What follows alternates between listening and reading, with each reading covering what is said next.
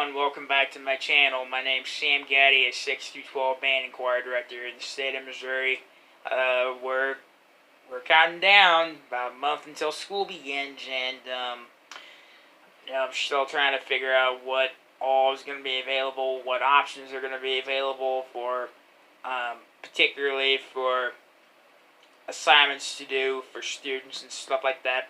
But I was able to meet with one of my coworkers at the elementary school. I'm at the high school right now, but we talked about the 7th grade class that's going to enter the high school this upcoming academic year. And I had some very good feedback from this class. They're going to work hard, and I made a tentative, somewhat of a planned assigned seating chart, so that I don't know for sure what students to separate, what students not to separate, and stuff like that. So I got that all done. Then I'm trying to figure out other things, like for example, sight reading factory. Whenever you assign work in sight reading factory, and this is something I didn't know, but you can enroll your students in sight reading factory if you give them sight reading assessments and stuff like that. That was something that I did not tell you about when we did the music resource vlog back in May regarding sight reading factory, but this is something that I could use at some point this week. I'm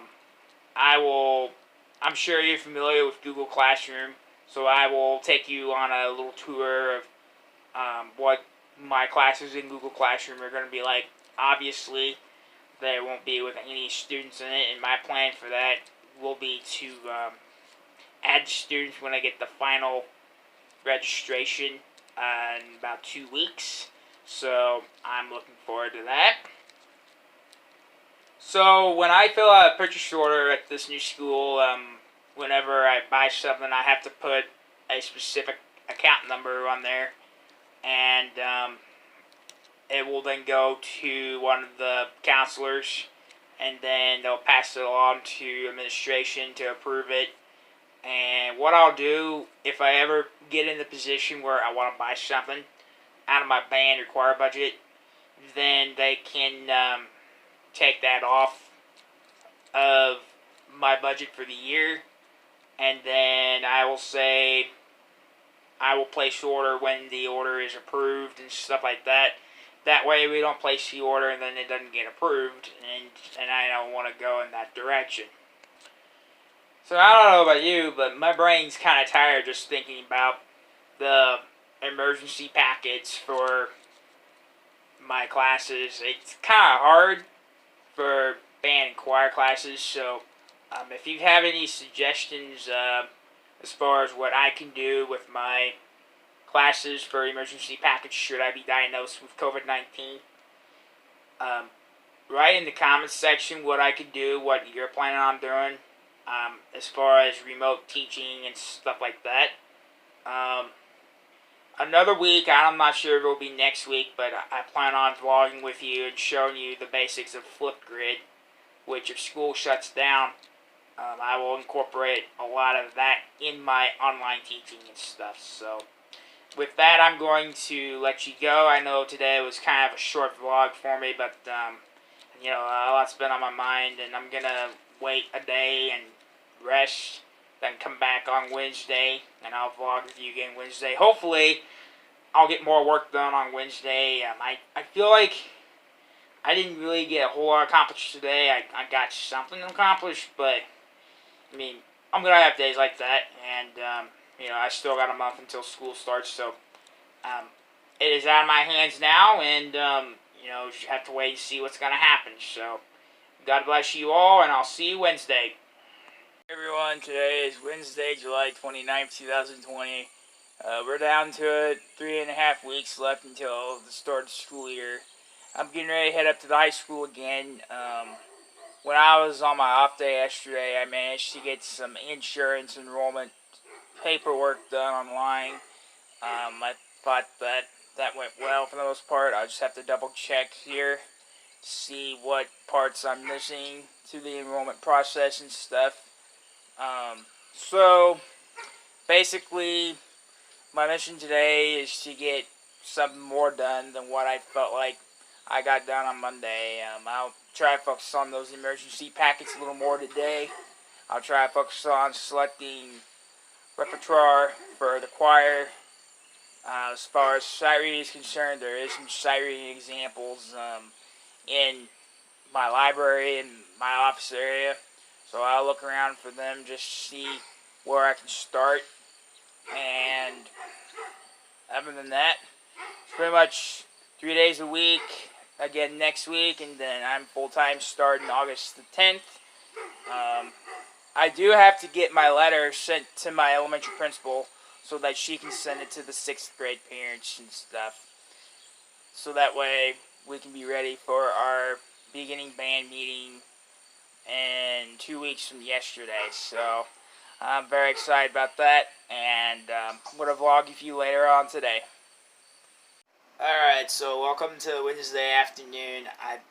I got a lot more done today than what I did. I did get my classes in Google Classroom and Remind set up and ready to go. For this afternoon's vlog, I'm going to show you guys the basics of Remind for teachers that don't necessarily know how to use Remind.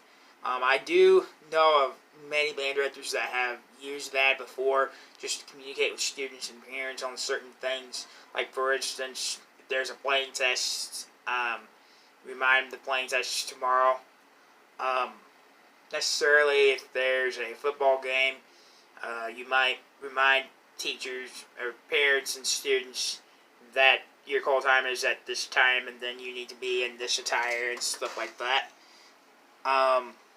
I use Google Classroom for that too, and to make reminders of, hey, you know, if we have a sight reading assessment or if we have a playing test, then I just use those reminders as a basic tool to help me out. I did get the word go to start working with students for district band auditions. I was supposed to have a student potentially rehearse with me, but she ended up not showing interest in. I'll get into those details later on in these series of videos. So what I'm going to do right now is I'm going to take you through the basics of Remind. So today, as I have stated, I am showing you the basics of Remind. It does show you the school that you are teaching in. So I told myself that I am not going to use the school's name for any reason. So I'm just going to leave the screen where it is right now. But I've since created a class for every one of them. I will have a class code for everybody. Students can either use cell phones, or if you have tablets in your classroom, you can use them as well. And you could also use a small computer or a laptop or a Chromebook if you have it. And basically, you give the student the code, which the code for beginning band is up there, and you'll just give them the code. And then what the students will do next is they will add on to it as well, and they will be reminded of events. They will be reminded of playing tests. They will be reminded of other things that are happening to keep not only the students, but if parents want to join in as well, they can join in. But the key thing is I have to get their phone number, and then I have to get the class code. And so I will just have to figure stuff out. So let me just show you a different method here real quick. So since I'll be working with students in grades 9 through 12, I'm pretty confident that this Remind is going to be very useful, particularly with that class. So let's say somebody sends a message. So let's just click on message here, and as you can see, there's nothing right now. I can say something, and then people can respond later on down the road here. And I'll log out of it real quick. I do apologize I guess some pop-ups have been popping up on my computer. So we'll have to look into that and see if there's like any history on this computer that I'll need to get rid of as far as like viruses or scams are concerned. But I don't see any big issue with that right now. But basically, you could send a message. You can either get the app on your phone or you can use it on your desktop, which is what I'm using right now. And what I will do is, when I get everything of that done and ready to go, all the students will have the class code. Each year you'll have to create a new class. Let's say you usually mine multiple years, and you'll have to send a new code every year. So that's the only pain about it, but for the most part, it's good. If you want to add students, you can add people. I'm not planning on doing that until I get the final rosters for all my classes. For the beginning band, I'm not going to do that until I get my full elementary band ready to go. And yeah, that's pretty much it. Okay, so making the assumption that we're going to be as normal as we're going to be, I put 2 piles for football season. So let's say you have a halftime show, okay? What I'm doing right now, and this is only a tentative plan, so this is my halftime show, and I've edited to where I'm doing fast, slow, fast. Again, this all has to depend on how many of my band students are in football and cheerleading and whatnot, particularly more in football. We're going to 8-man football instead of 11-man football, so some of the football players will have to play on every snap. Meaning that they'll have to go to the locker room and get rest before the second half, which, you gotta be able to work a plan out if you have a good working relationship with a coach or an athletic director, an administration. If you have a working relationship, you're going to be able to work out some problems, or you're going to be able to work out some solutions. That way, everything will work for everybody. So as you can see here right now, I have Surfing USA. This is the Johnny Vincent arrangement. Okay, this is an older version of it, and so I found out that in all 3 of them, the score is not in it. So I have messaged a band group on Facebook, seeing if I could borrow a score so that I can look that off for the season. So that's the first song. The second one in the series, if I end up doing it, would be In My Room. As I told you, I'm planning on a Beach Boys theme for the football halftime shows. Obviously, Homecoming is going to be different. I'm looking into either doing an arrangement of Can You Feel the Love Tonight. It's simple enough, but when you have like 2 weeks to get ready for Homecoming, along with any of the other things that you're doing in class, then, you're going to be able to work that out just fine. As you can see, this arrangement is by Paul Murtha, and it's got some pretty syncopated stuff. So it teaches my students the basics of swan 8th notes and stuff like that. And if it's a ballad, it's going to be that type of beat and syncopation. So then I'm planning on using this as my finale, Mike Store's arrangement of I Get Around. Pretty straightforward, pretty shortened version, but it's going to be a kick for the community in my opinion. Then over here to the straight ahead is all my stance tunes I'm going to use. I am planning on using a couple more with my band. I actually ordered one of them today, or I'm in the process of ordering one. I just have to wait for the purchase order to get approved before I can order it. And yeah, that's pretty much it for the football stuff. For all of it, I will use all of it for the basketball games because we do pep band during the basketball season. So I'm looking forward to that. And then finally, I did manage to pull up my smartboard and just play around with it for a few minutes today. So basically what I will do, it's already plugged into my computer in my office, but ultimately there is a wireless mouse and there is a wireless keyboard. So if I wanted to do sight reading factory exercises with my students, instead of going all the way in my office to loading the exercise, I can use the mouse and the keyboard. I can load it up right there. That way, let's say I have 7th and 8th grade choir, okay? With junior high kids, you have to be in the room and you have to watch what's going on whenever you're getting ready to load an exercise. But ultimately, I have to be on top of that and I have to be ready to go before class begins. That way, there's not much downtime in between activities. Guys, it is out of our hands at this point. I can't plan anything. All I have to do is take one day at a time, plan for normal, and when I hear of any more things that are happening within my school district, I will think about planning for the alternative route. So there you have it. I'm going to vlog with you again on Friday to wrap up the teaching week. My plan is, once again, Monday, Wednesday, Friday. Monday will have to be a shortened day for me because I do have a dentist appointment.